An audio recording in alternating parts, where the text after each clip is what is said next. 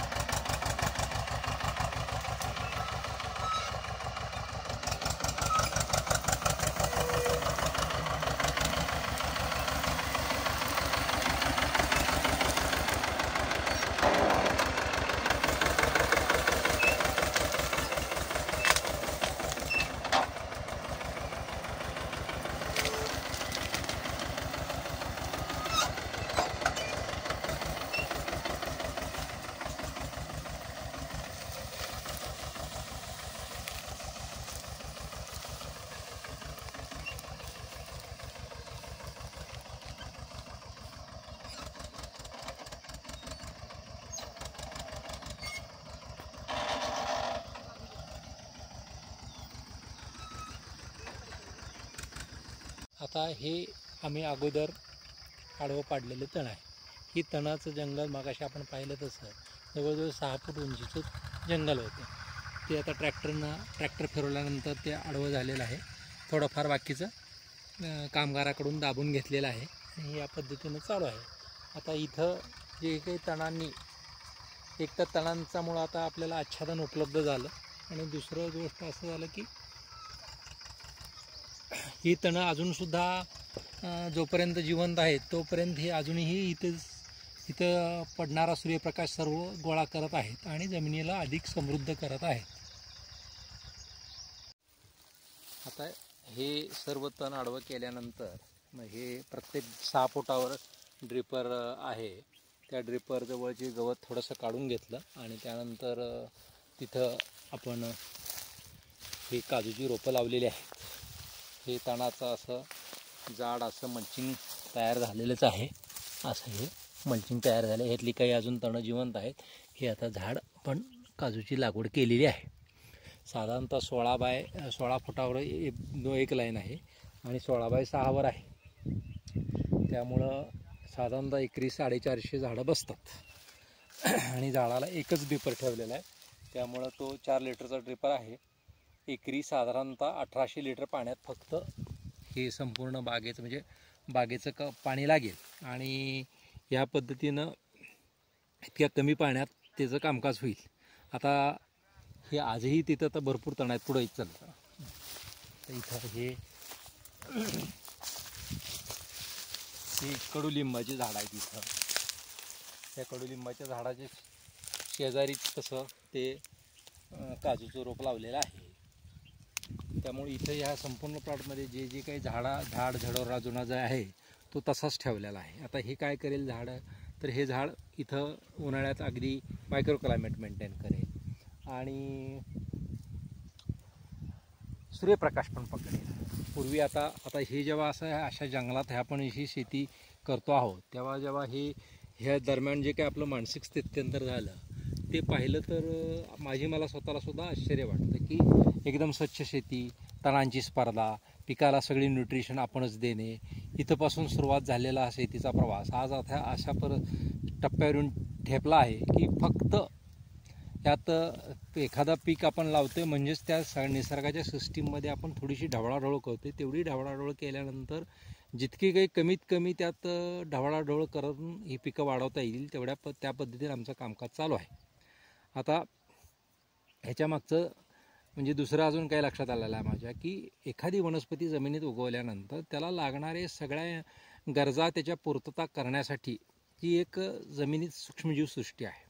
परंतु आपण जेव्हा त्याला सगळं आपणच करतो, वरून पाणी देतो, वरून त्याला खतं देतो, कुठल्या तणाची स्पर्धा ठेवत नाही, त्यावेळेस ही जी काही एक सहजीवन सिस्टीम आहे ती सिस्टीम डेव्हलप होत नाही। त्यामुळे एखाद्या श्रीमंत बापाच्या लाडाकोडात वाढलेल्या मुलाला जसं समाजाची गरज राहत नाही त्यामुळे तो स्वार्थी बनतो, स्वतःपुरतंच बघतो आणि त्याला जेव्हा गरज पडती ह्या गोष्टीची समाजाची मदतीची त्याला ती मिळू शकत नाही.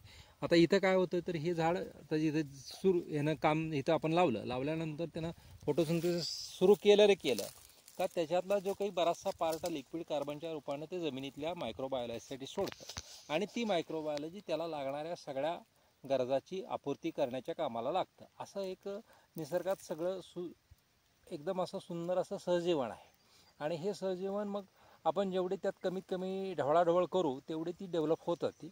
आता ही झाडं अशी आपण लावलेली आहेत आणि अशा पद्धतीनं ह्याला आता अगदी अत्यंत कमीत कमी पाणी देऊन, पाणीसुद्धा जास्त द्यायचं नाही कारण जमिनीतली जी काही बाकीची मायक्रोबायोलॉजी आहे, मायक्रोबायोलॉजीसारखे वगैरे ती सुद्धा पिकाला तुमच्या फॉस्फरस असेल बाकीच्या गोष्टी असेल हे देत असतानाच ती कधी पाणी पण उपलब्ध करून देत असते. आणि तुमच्या जर पिकाला भरपूर पाणी मिळालं का त्याला पाण्यात जे काही तिथं वॉटर पाण्यातली वॉटर अवेलेबल जे न्यूट्रिएंट्स असतील ती मिळाली तर त्या ह्या मायक्रोरायझ्स आहेत का मायक्रोबायोलॉजीला सुद्धा जे काही ते पिकानं जे लिक्विड कार्बन सोडण्याची गरज आहे ते सोडत नाही फारसं. आणि मग परत जेव्हा त्याला हे पिकाच्या मुळीला अनुपलब्ध असणारे पाणी किंवा न्यूट्रिशन घ्यायची वेळ येते त्यावेळेस मग ती मायक्रोबायोलॉजी त्याला मदत करत नाही कारण ती डेव्हलपच झालेली नसते तिथं. त्यामुळं ती सगळी मायक्रोबायोलॉजी अशा पद्धतीने डेव्हलप होण्यासाठी जास्तीत जास्त म्हणजे जितकी कमी आपल्याला ढवळाढवळ्यात करता येईल त्या पद्धतीनं कामकाज करायचं आमचं काम चालू आहे आणि अशी ही लागण तर आता पूर्ण झालेली आहे.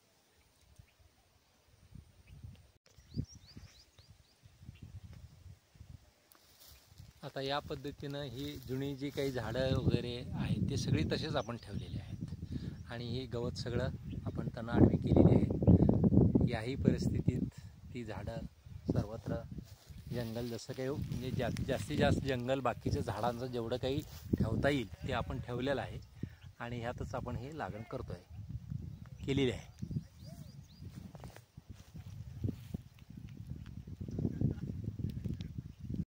आता जेव्हा हे अशा पद्धतीने आपण नैसर्गिक शेती करतोय तेव्हा माझ्या संपर्कात बरेच सेंद्रिय शेती करणारे शेतकरी आहे. परंतु बऱ्याच लोकांना जेव्हा अगदी मल्चिंग भरपूर करा असं जरी सांगितलं तर मल्चिंग केल्यानंतर कसे प्रॉब्लेम्स निर्माण होतात, मल्चिंग करणं कसं अशक्य आहे हेच ते सांगत राहतात. मल्चिंग केलं तर मल्चिंगच्या खाली उंदीर होतात, उंदराखाली साप होतो, लेबर काम करत नाही असं सांगत राहतात. आणि मग बाकीचं तर आता हे असं झाडं ठेवा हे करा तर त्यांच्या म्हणजे कल्पनेच्या पलीकडच्या गोष्टी आहेत. मग हे असं का होतं आहे म्हणजे मी माझ्यापुरतं सांगू शकतो की हे आपल्याला जोपर्यंत आपल्या कन्सेप्ट सगळ्या क्लिअर होत नाहीत की बाबा मला ह्याच पद्धतीचं काम करायचं. आता एवढ्या मोठ्या आमच्याकडे सुद्धा आता माझ्याकडे लेबर आहेत, मी स्वतः काही काम करत नाही.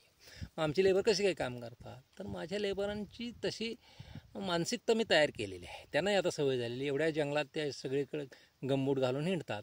आता नॉर्मल स्वच्छ शेतीत सुद्धा तुम्हाला मल्चिंग खाली जर तुम्हाला साप दिसत आहेत असं होतं तर मग आता आमच्याकडे तर या जंगलात किती साप असायला पाहिजेत. पण प्रत्यक्षात ते माझ्या कामगारांची माझी सर्वांचीच मानसिकता तयार झाली.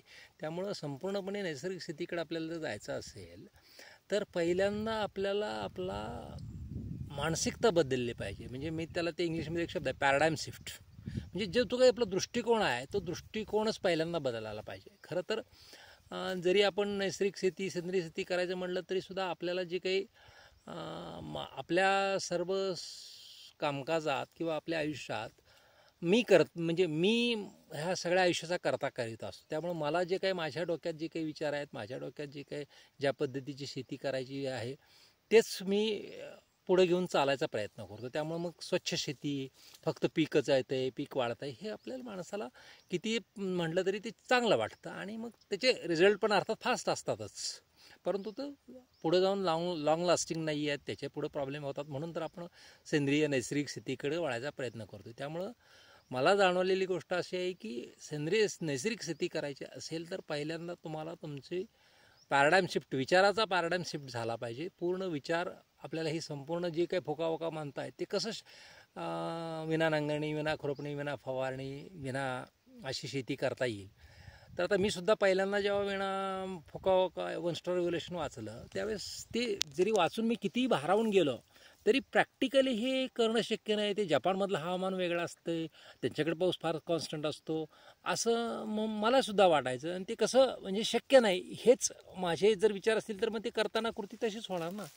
त्यामुळं हे कुठल्याही वातावरणात कुठल्याही पद्धतीनं शक्य आहे. ठीक आहे, प्रत्येक ठिकाणी तुमची जमीन, तुमचं तिथलं हवामान ह्यात थोडा फरक राहील. त्यामुळं त्याला लागणाऱ्या जी काही तडजोडी थोड्याफार आहेत त्या तडजोडी आपल्याला करणं शक्य आहे. आता आजकाल आपल्याकडे ड्रीपची सिस्टीम आहे, अत्यंत कमी पाण्यात ड्रीप करता येतं. ड्रीपला काही तुमचं लेवल करायला लागत नाही. त्यामुळे ड्रिपर पुरतं तेवढी तुम्ही स्वच्छ जमीन केली आणि तेवढेच रोप लावलं, त्याला पाणी देत राहिलं, अगदी कमीत कमी पाणी, तर आपल्याला हे करता येईल.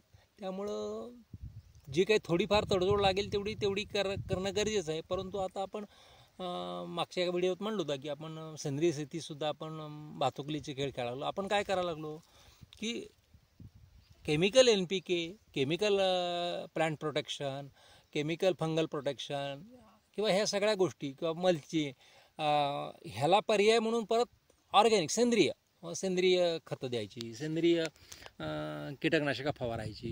परंतु मूळ उद्देश काय आहे की बाबा माझ्या पिकाची, माझ्या शेताची, माझ्या ह्या सगळ्या इकॉलॉजीची म्हणजे अशी सिस्टीम डेव्हलप झाली पाहिजे की हे सगळे एवढं सशक्त घ्यायला कुठल्याही मानवी मदतीची गरज लागली नाही पाहिजे. त्यामुळं जे काही मानवी ह्यात हस्तक्षेप होतो तो दरवर्षी थोडा कमी होत गेला पाहिजे.